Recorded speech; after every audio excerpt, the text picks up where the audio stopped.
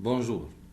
Nous avons vu précédemment que la croissance et l'accroissement durable des richesses créées, notamment l'accroissement des grandeurs économiques, telles que le produit intérieur brut, le produit national brut, la consommation, l'épargne, etc., accompagnées de modifications des structures économiques telles que la mutation de la consommation, la mutation de l'évolution des techniques de production et l'évolution de la répartition sectorielle du PIB et de la population active.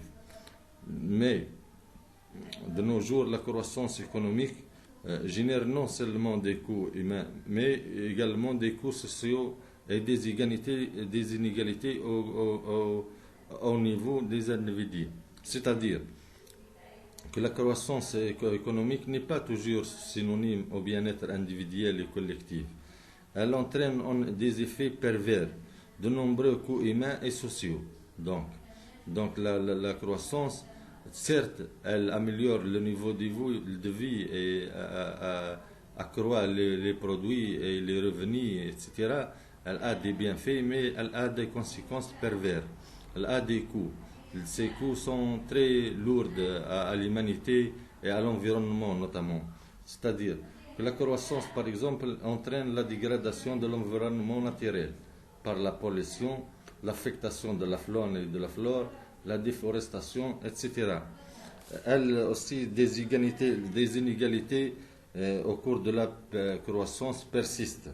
Les inégalités des revenus, les inégalités devant l'emploi, les inégalités entre les entreprises, les inégalités entre les régions, donc des régions développées alors que des régions, on ne parle pas, n'en parlons plus. Bien, on va essayer dans ce chapitre, ce troisième chapitre, de voir les coûts de la croissance. Ce chapitre est composé de deux sections. La première, c'est les coûts socio-économiques de la croissance, et le deuxième, c'est les coûts environnementaux. Donc, on va commencer par la première section, les coûts socio-économiques et sociaux. Donc, dans cette section, on va aborder deux grandes parties. Les coûts humains et sociaux, ensuite, ou bien en deuxième lieu, la persistance des inégalités. Bien, on va commencer donc. Comme on a dit, la croissance économique génère non seulement des coûts humains et sociaux, mais également des inégalités au niveau des individus, des entreprises et des régions. Donc, on va aborder maintenant deux paragraphes, comme j'ai dit, les coûts humains et la persistance des inégalités. Donc, les coûts humains et sociaux de la croissance. La croissance n'est pas toujours synonyme du bien-être individuel et collectif. Elle entraîne en effet de nombreux coûts humains et sociaux. L'éloignement du lieu de travail, la fatigue nerveuse, la condition de vie plus tendue, le stress, la délinquance, c'est-à-dire l'ijram ou le khatfa ou le kada, etc., caractérisant le nouveau paysage des sociétés en croissance et transforment douloureusement le mode de vie de leur population. Une tendance inquiétude de désagrégement des liens familiaux, donc il y a détachement des liens familiaux et sociaux se développent. La communication et la solidarité au sein d'un groupe s'amenuisent. Donc, communication ou l'entente, la personnalisation des tâches et l'accélération des cadences dans l'entreprise accentue le stress et la fatigue des travailleurs.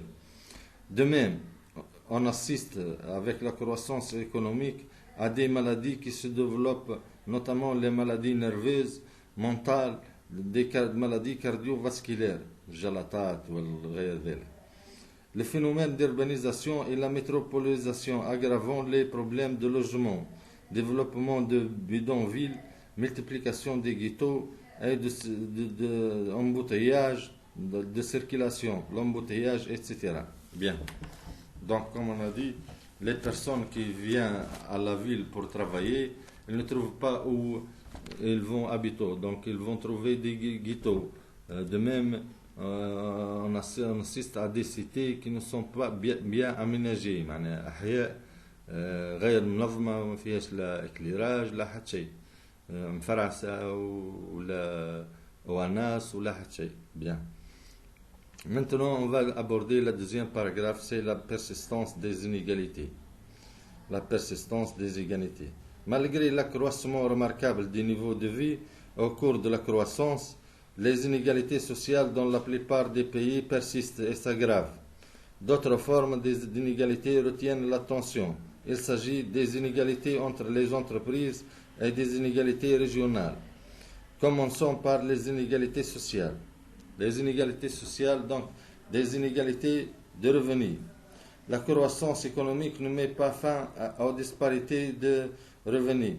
Les inégalités persistent tant en termes de revenus que de niveau de vie. La croissance conduit en effet à privilégier certaines catégories de personnes au détriment d'autres catégories. Les exclus de la croissance économiques sont nombreux. Dans le pays en forte croissance, la pauvreté persiste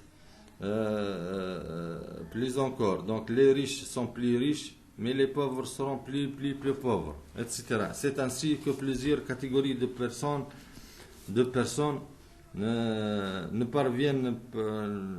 deviennent peu à peu marginalisées. C'est le cas par exemple des jeunes sans formation, des travailleurs non qualifiés, des chefs d'entreprise ruinés, des petits agriculteurs, des commerçants ou des artisans écrasés par la concurrence, etc. De même, on assiste à l'inégalité devant l'emploi. S'il est vrai que la croissance est génératrice de nouveaux emplois, elle est aussi à l'origine de nombreuses destructions d'emplois. Certains travailleurs sont plus vulnérables que d'autres au chômage. Les jeunes travailleurs sans formation, les travailleurs sont qualifiés, peu qualifiés, les titulaires de contrats de travail à durée déterminée, etc. sont en effet les plus exposés au chômage. Donc, les personnes non qualifiées, les peu ayant une formation petite, etc., sont exposés au chômage. De plus, l'employabilité est plus faible pour certains postulats à l'emploi que pour d'autres. En effet, les travailleurs peu formés et ou dont la qualification acquise est inadaptée à la qualification requise ont plus de difficultés de sortir du chômage. Bien. Maintenant, on va voir les inégalités entre les entreprises. La croissance économique s'accompagne de plusieurs mutations de l'appareil productif qui se traduit par la restructuration d'entreprises. En effet, seules les entreprises les plus compétitives peuvent se maintenir sur le marché et croître. Les autres entreprises qui rencontrent des difficultés pour affronter la concurrence ont du mal à survivre. Les faillites des entreprises sont nombreuses, notamment dans les secteurs qui requièrent une taille critique. Bien. Maintenant, la troisième inégalité, c'est l'inégalité régionale. Les inégalités régionales se manifestent entre les villes et les campagnes, entre les villes elles-mêmes ou entre les régions. Généralement, les régions qui attirent les investissements sont les plus favorisées. En revanche, les régions délaissées par les investissements ne profitent pas des fruits de la croissance.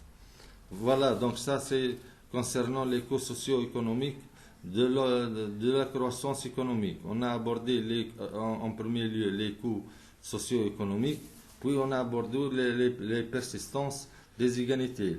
Donc il y a des inégalités sociales, elle est donc composée des inégalités des revenus et des inégalités devant l'emploi, les inégalités entre les entreprises et les inégalités régionales.